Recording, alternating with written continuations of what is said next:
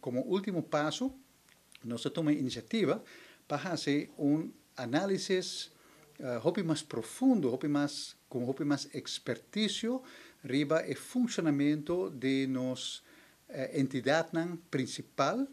para vigilar integridad.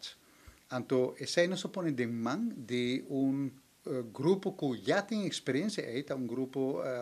vamos dizer, na Holanda, bouw de guia de welke slingerlands que para ano passado a participar de primeiro simpósio que nós organizamos e que já acaba a fazer análises aqui na Holanda, que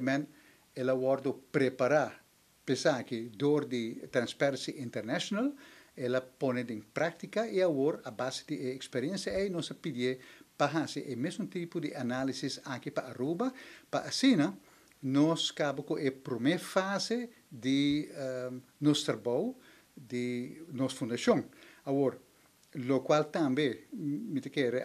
basta atenção na Aruba, está hecho que para trazer entender o conceito de bom e mal governação na Aruba, vamos dizer, discussão de comunidade, está hecho que nós organizamos até agora dois simpósios, simpósio para explicar aqui que está a consequência de mal governação e outro que está um êxito rotundo,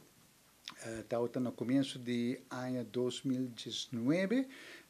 na onda nossa colaboração de primeiro-ministro de Aruba, de presidente do Banco Central, de vamos dizer, líder de fração do partido MEP, de procurador-geral, etc., que a dona de conhecer gewoon para que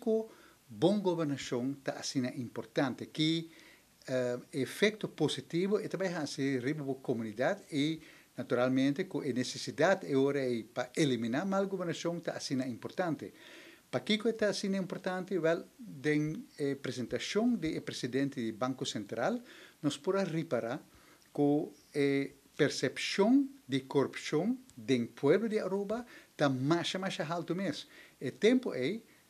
não mencionar a cifra de entre 75% para 80% e não repetir a mesma encuesta 2-3 viajes mais e ultimamente a percepção é a subir quase 100%, que na Aruba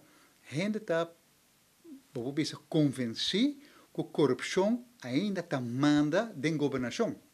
Isso é algo sumamente negativo. E me quer que o governo está sumamente, vamos dizer, está reconhecer parte que